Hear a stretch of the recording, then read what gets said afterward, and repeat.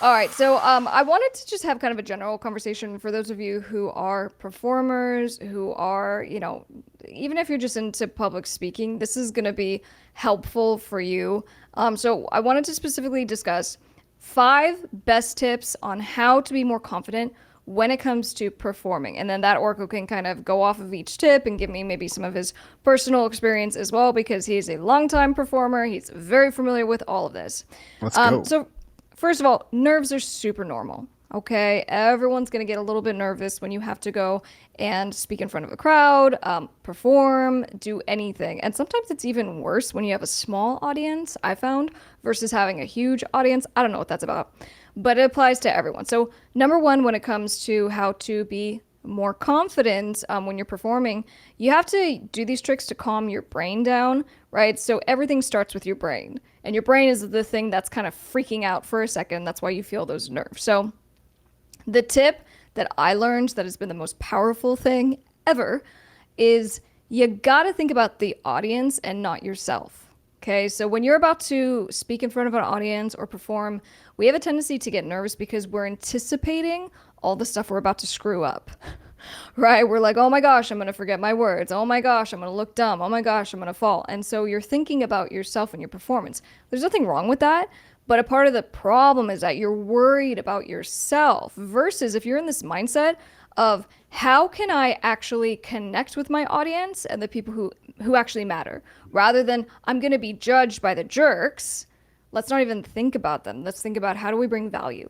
And so now that, like, at least for me, when I have to go and speak in front of a big audience, or even when we do these live streams, if I kind of start feeling those nerves, I go, the purpose of this, my mission is, and then that helps me to center. So on that first tip of kind of calming your brain, what do you think?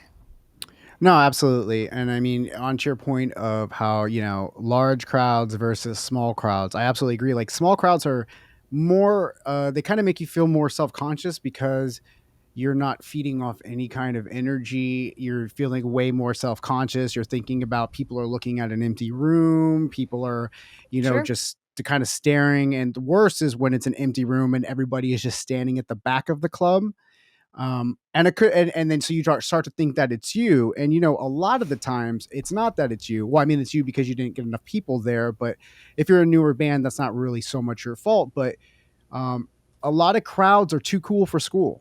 You know what I mean? Like a lot of crowds, like people just like to stand in the back, or they like to drink, or if it's a 21 and over show, that's where you have the hardest time. If you're trying to make it as a new band, doing 21 and over shows could be like really tough for you, because just trying to get as many people to the show as you want, and then they're just kind of hanging out at the bar drinking. But then, yeah, to your other point of going live, yeah, it's.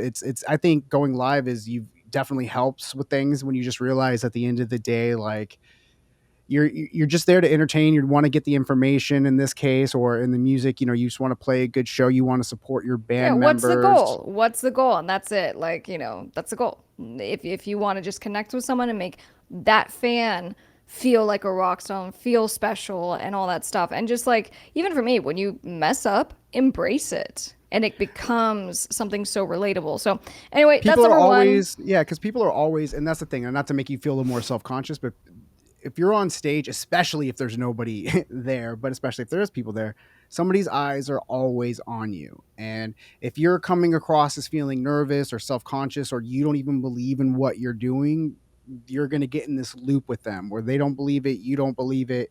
So just go out there and, really just, like you said, focus on the mission at hand, the entertainment, what you want to do, and have a good time. Yeah. So moving on, number two, when it comes to how to be more confident when performing. So you first calm your brain, right? But then you got to actually calm your body, and there's ways to do this, right? So I use this analogy, right? So back in ancestral times, our ancestors were fighting, to stay alive, and they're fighting the lions and being in the wilderness and all this stuff, and so they're in the state of fight or flight. And we still today cause ourselves to be in that state by being nervous, right? So our bodies are getting signals that we're very worried, and that it can't decipher between the lion and just being nervous about a show. And so what you can do is diaphragmatic breathing. Okay, so what you do is you just make sure that you don't breathe really shallow in your chest, that you actually breathe from your belly and you take deep breaths. And so by doing that and kind of calming down and making sure, I talked about this yesterday on the live stream on Miss Krystle Instagram, breathing out twice as long, that breath out is what signals to your nervous system you're cool. So actually, it's a technique to trick your body, and I guess your brain, but to trick your body into calming down. Okay, so calm your brain, calm your body, and then let's go on to number 3 on how to be more confident when performing. Reframe nerves and anxiety. Okay, so let me ask you this, at Orko. When you get nervous, is there anything that you do as far as kind of that energy? Because you feel it, right? You can Yeah, feel it no. maybe in your So chest. You can. there's something really important that I think that you need to do as a performer, before you're getting on stage, or if you're doing a speaking event. You need to get a lot of rest the night before. You have to just be in the headspace. You have to make sure that you're just kind of relaxed. You have to try not to get too stressed out. That can be very difficult. Sometimes it's, show nights. There's a lot of stressing things that happen. But what I would do is, what's really important to me is stretching before I do anything, because you want to you'll feel more confident on stage. If you're feeling a little loose, if you're just going in cold, it's terrible. So if you play guitar, I recommend that you are warming up your fingers for a good, half hour to an hour before you play, just kind of So having it it's on there, almost kind of feeling like good. use that energy. You're saying almost use the Right. energy and like move a little bit, start stretching, move And what I around, like get to your do, fingers. I had a show ritual of what I would do before every one of my shows is I would listen to the Deftones, and like that for some reason would get me like super hyped for shows and stuff. So I would have my headphones in. I have to get in a headspace, and you have to be able to get in your headspace. Try not to have too many distractions. Try not to have, it's important to have people helping you if you have a show as well, like as far as like a friend of yours that can just kind of take care of things and kind of be like a showrunner, like is like your assistant for a show, because you're trying to focus on performing. You don't need to worry about, oh, so and so is at the door, they need you to come meet them at the door to help get them on the list or whatever Yeah, it and is, or who. that can add to your anxiety 100%. That's a really good tip. And for me, one of the things that I learned early on is to reframe the feeling of anxiety to excitement. Okay, so when I feel that, I know my heart's racing, I know I'm starting to breathe very shallow and all this stuff.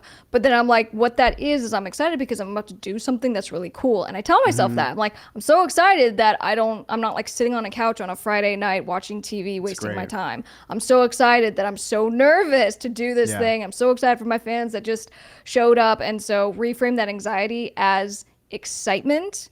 And then all of a for sudden, now it's not sure. a bad thing. It's not a bad feeling. So, number 4, when it comes to how to be more confident when performing, practice, practice, practice. Okay, so practice makes perfect, but it's literally a muscle memory thing, because you will just go blank on stage and you'll forget what you're singing, you'll forget what you're playing. But if you've practiced it a million times, you'll just do it from muscle memory.